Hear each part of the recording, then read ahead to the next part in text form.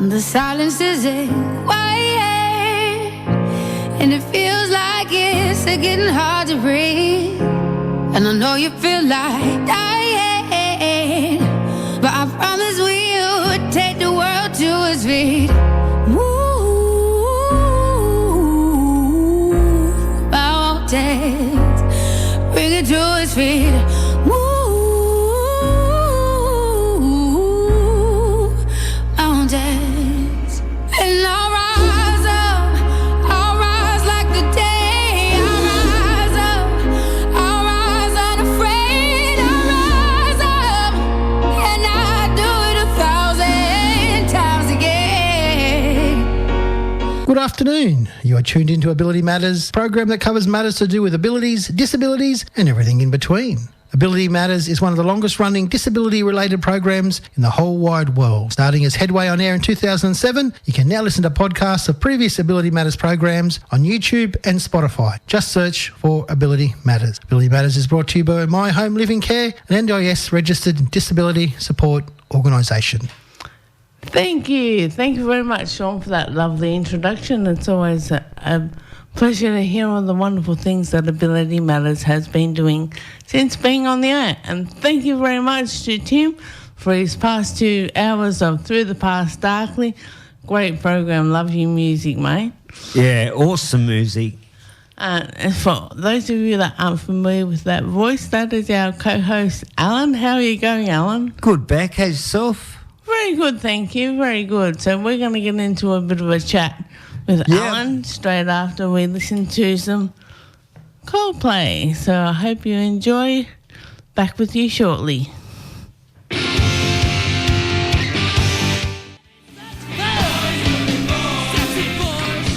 All right, there, just a little trick for everyone, just to shake it all up for the lunchtime hour. That was a bit of Choir Boys instead of Coldplay. They'll come a bit later. Yes, that's for sure. No worries. Alan, it's great to be here chatting with you. I haven't had the pleasure of doing that for a long time. Yes. We haven't been in the studio together for a while. It's an alternating thing at the moment. So to have you here and have a chat is a great thing. What I wanted to talk about with you, if that's okay and you don't mind, just some of the things that have been going on over the past year, because it's been a roller coaster ride for you. I'm pretty sure about that one. Well, we'll start off with the short one. I just had to have number 15 shunt replacement. Holy cow.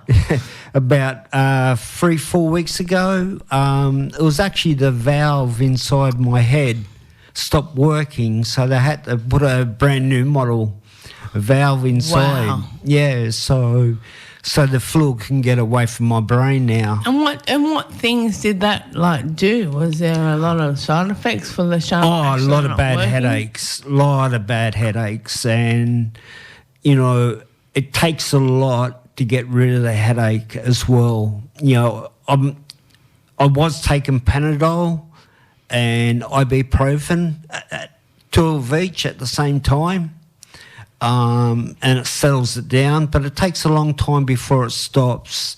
Then I tried Aspro Clear, and it stopped it within 10 minutes. Wow.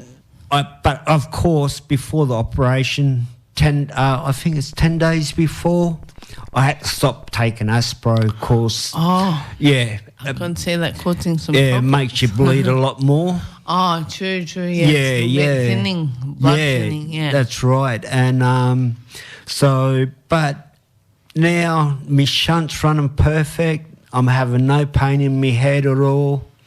And my head feels good. Yeah. Oh, that's good. So for those of our listeners out there that aren't really familiar with what a shunt does, could you please give us a little bit of information about what that is for? Yeah, well, my brain, since I've had my brain injury now, it makes too much fluid. And if the fluid doesn't get out, it can cause a lot of pressure around your brain, and it can cause your brain to swell up.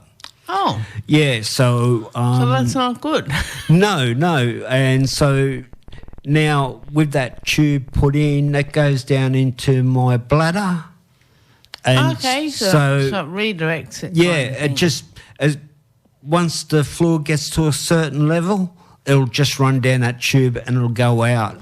Oh, yes. Nifty trick they've decided to put together there. Oh, definitely, for sure. And, you know, I've had this since I got my brain injury, and that's 14th of April next year.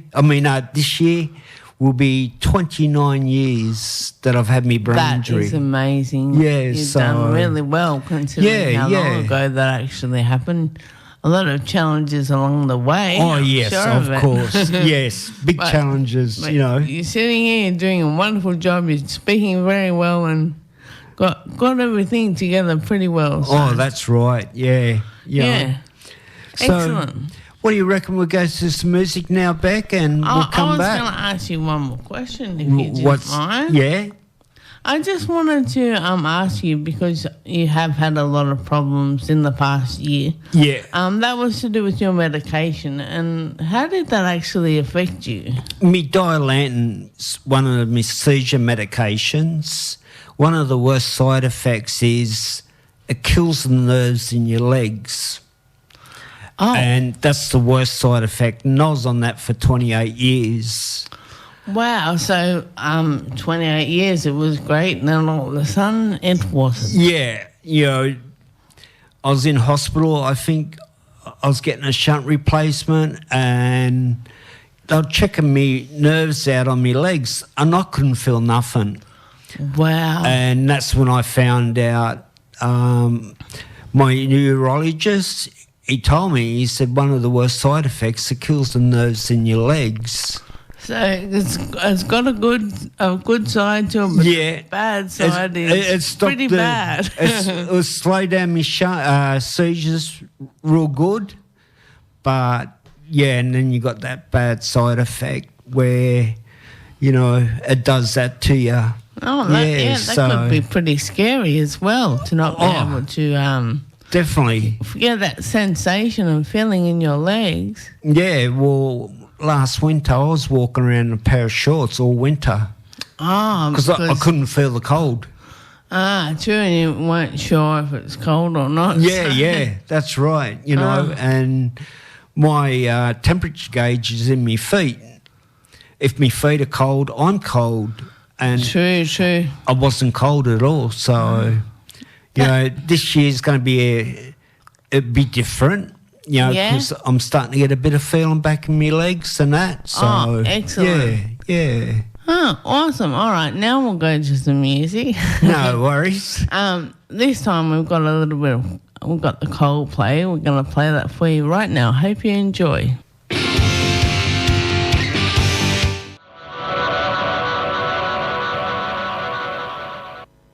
And there we go. That was Coldplay with Speed of Sound, and loved it so much we played the Choir Boys again. Boys will be boys. That's right. Love that stuff. Good old Aussie rock. Love it. Yeah, oh, definitely.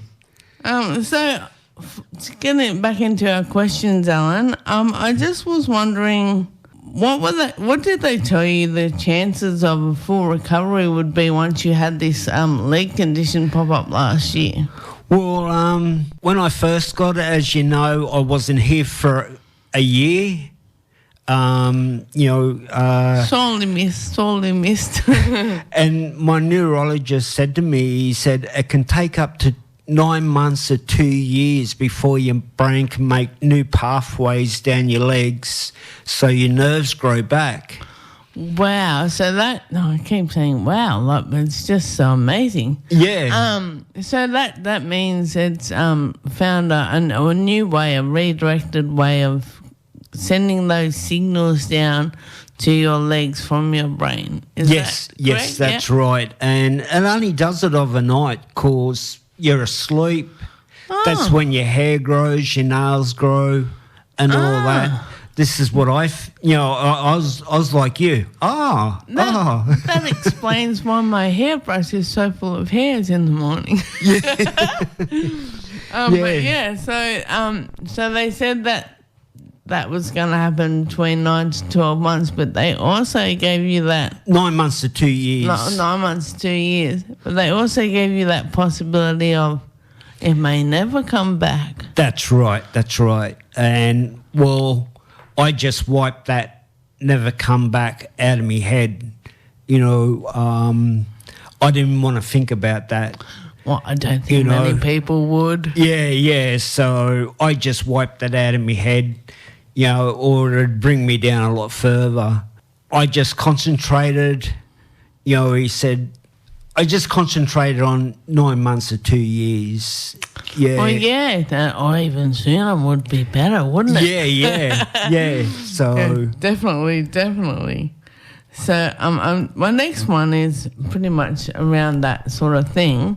When did things start to turn around for you? When did you notice a change and things starting to come back? It was actually around about December last year. I got this sensation in my feet. Wow. And I could actually feel the difference between carpet and tiles.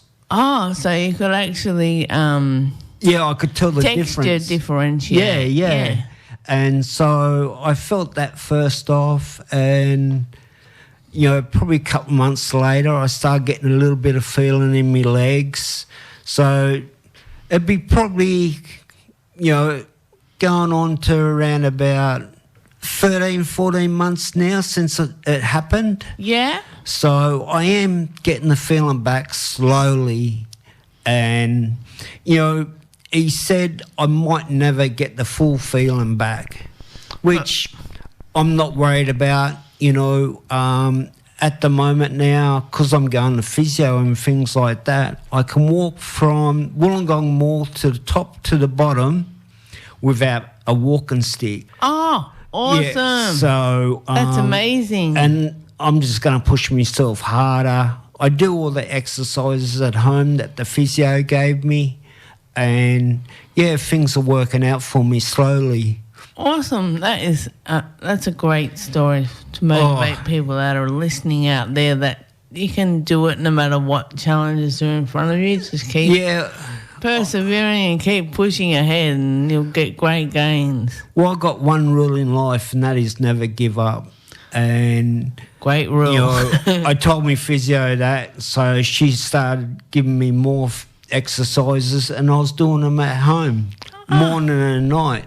Yeah, so that is, I don't know if anyone else thinks that listening out there, but that is actually phenomenal, and I congratulate you on thank you. Doing as much as you can to get to your best version of yourself as you could after such a big setback. Yeah, well, physio, she was really shocked on how far I've come.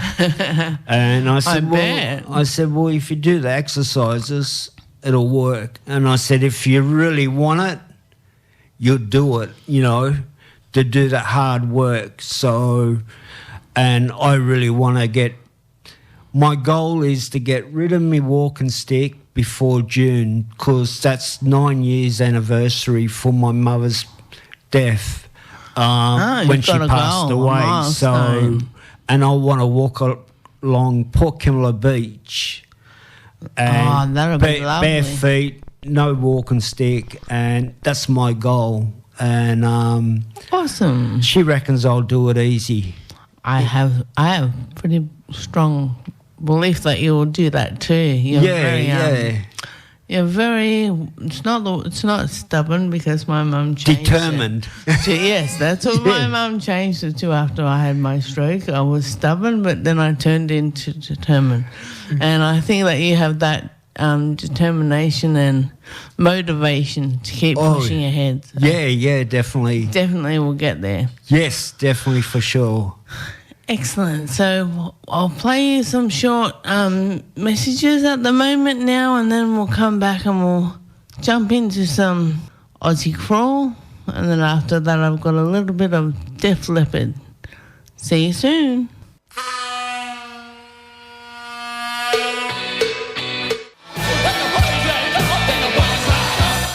There we go. A bit of Australian Crawl with the boys light up, and that was a specific request by Alan. He enjoys that song, and we both had a bit of a toe tapping and whatnot happening in the studio while that was on.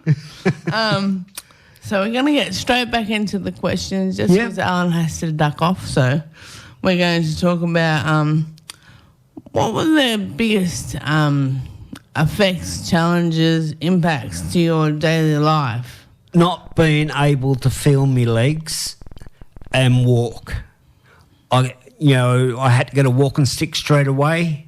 I didn't want to go back to quad sticks or anything or a walker. Know the feeling, yeah. My plan was to move forward, so I only just got a walking stick. And it has got the web down the bottom of it. Oh, the 4 prongs? It's like a 5-star. Oh, so I think that's... Oh, they had them on TV. They were like it's like a stick, but it does it spans out in different directions. Yeah, and it just, like, I've got it sitting right next to me, as you know, and it just stands up by itself. Yeah, no, it's a good handy thing to have, and it gives that extra little bit of support. Yes, it does. It definitely does. And, I tried the other ones first, and it didn't suit me.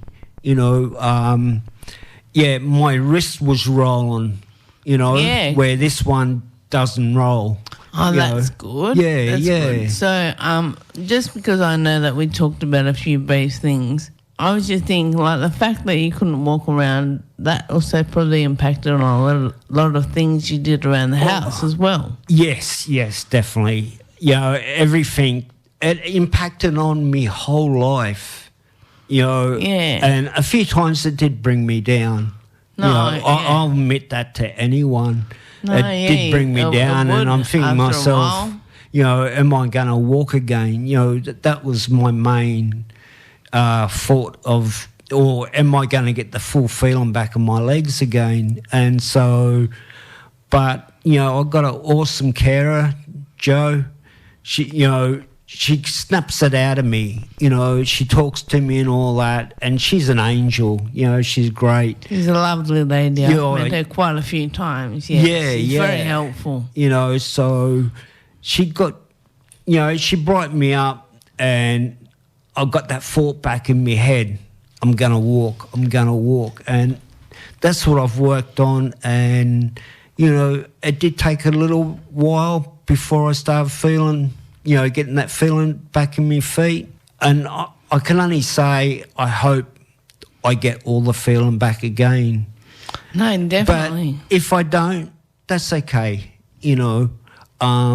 I can still walk. As long as they work, it doesn't matter if you can't feel. Yes, that's right. No, as long as they're doing the job, that's the best thing was when I walked into the coffee table on that, when I couldn't feel my legs, I didn't feel nothing, so that was the best thing.